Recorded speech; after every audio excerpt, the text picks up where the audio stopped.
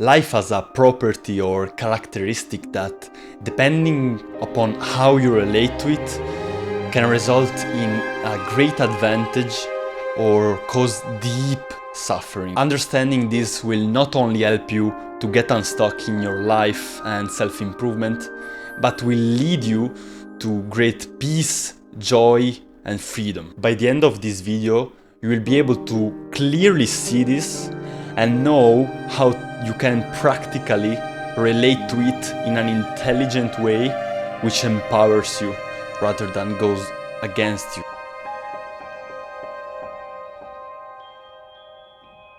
Impermanence means that all things are in a constant state of flux. All physical and mental events comes into being and dissolve. Nothing lasts and everything decays. This is in contrast to nirvana, the reality that knows no change, decay, or death.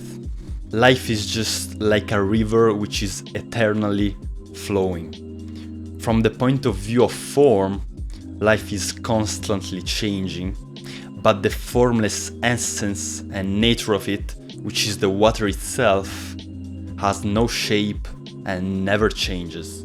Like water, reality modulates itself and takes various shapes or forms, but never loses its eternal formless nature. So life is simultaneously form and formless. This is apparently a paradox from the point of view of the mind, because it can only understand form, limited form, not infinite formlessness. But you can directly, you yourself, become aware of the nature of reality as formlessness, because it's actually your true essence and nature. In this video I will not focus on the formless aspect of it, but more on the form, on how form shapes itself through impermanence, and now you can relate to it in the best way possible to avoid needless suffering and be actually in harmony with it. Stop hoping for permanent completion. Because of the illusion of permanence in space-time, our minds tries to achieve a sense of completion in our life that we hope will come about in the future. And that's what I've been trying to do for years. But fortunately now I'm starting to clearly see the fallacy of this approach and starting to relate to it in a correct way which avoids needless suffering. And I'm making this video so that you yourself can see that clearly and avoid all this suffering. For years I've been trying to do this, but of course it's impossible. Life will never be done. The river of life keeps flowing, and the flow itself is what keeps it clean and clear. If you try to stop it, it stagnates and loses its clarity and its joy, its presence, its essence. Most men make the error of thinking that one day it will be done. They think, if I can work enough, then one day I could rest. Or one day my woman will understand something and then she will stop complaining. Or I'm only doing this now so that one day I can do what I really want with my life. The masculine error is to think that eventually things will be different in some fundamental way. They won't. It never ends. As long as life continues, the creative challenge is to tussle, play, and make love with the present moment, while giving your unique gift. David Deida, The Way of the Superior Man. By clinging to this sense of resolution, we are attaching ourselves to events in space-time, which are subject to change due to the impermanence. And of course, when they change and they stop being what we want them to be, we will suffer. And since this craving is the cause of the suffering, relinquishing and releasing that clinging, that attachment, we will be freed from that very suffering. And maybe upon hearing this, your mind misinterprets it, as mine did, and thinks, well, without goals, without aspiration, what will I do? I will be inert without life. But that's quite the opposite. In fact, you will be more in touch with life. Because see, the problem is not the goal or the desire you have, it's your attachment to that. It's hoping that it will bring ultimate security or freedom. It's wanting to live in it while it's actually an imagination that you are having right now. And of course you can't live in it because it doesn't exist now, because that future is the map, not the territory. And trying to live into the map, it's like trying to put a navigator to your destination and trying to live in the navigator. This is of course impossible, and this causes you to live in an imagination which can only bring disappointment because it's not reality itself. It's just like an image. It's not the truth of existence. It's not alive. So once you have created the vision for the future, shift your focus towards the now, towards the things that you have to do in the now that are present right here, and assess your vision of the future while you go. In that way you will be grounded in reality, and so your progress will be much faster because you will focus on the important, needed things rather than be lost in the imagination.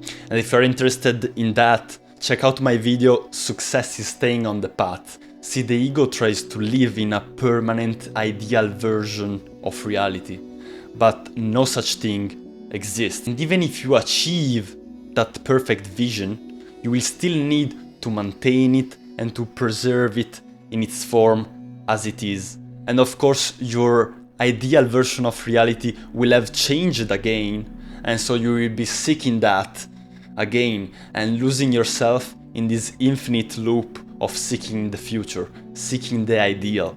But reality itself, it's not an ideal, it's just this.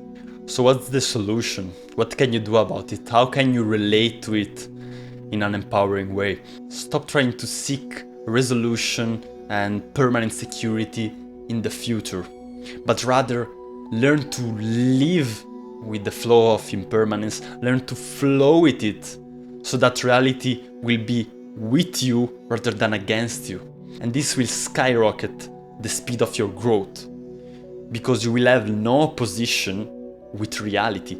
You will be flowing with impermanence without resistance rather than upstream.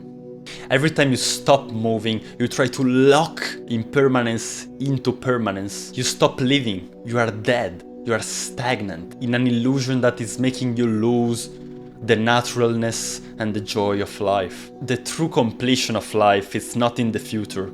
It comes by realizing the wholeness, the completeness of life itself now. It's already complete. You can neither add or remove to it from an absolute standpoint. Of course, in the relative domain, you can improve your life from the standpoints of physique, fitness, health, your communication skills, etc., which all is in self-improvement. But this is a life situation, not life itself. This movement of life is in constant evolution, and you yourself are part of it. You are constantly evolving. And when you align yourself with it, your evolution will be much faster and greater. See, as humans, we survive by adapting ourselves to our environment. By aligning ourselves with impermanence, we will not be separated from it, and so we will not try to stay in a certain form, but rather we will adapt to it and grow with it. So from a practical self-improvement point of view, put your focus and attention on the progress, growth and development that is trying to happen right now in your life. So what you are actually undergoing now, rather than a fabricated idea into the future. If you're able to accept and clearly see what's in front of you, life itself will guide you to the process of evolution. The mind tries to find a ground in external things, in itself, self-image, or the future. But the true ground of life, it's the now itself. It's a groundless ground. Merge with it so that true life, growth, freedom, and peace can come to you. If you struggle with depression, check out the Depression Handbook. And if you want to raise your body, mind, or consciousness, book a free holistic 101 self-improvement coaching call with me. We'll go over specifically your situation. We'll identify what's blocking you from achieving the result that you want in your life and truly live it to its fullest. And since no one size fits all, I'll craft for you a specific plan that I'll help you to then follow through. So if this sounds interesting to you, check out the link below, and I'm out. Have a lovely day.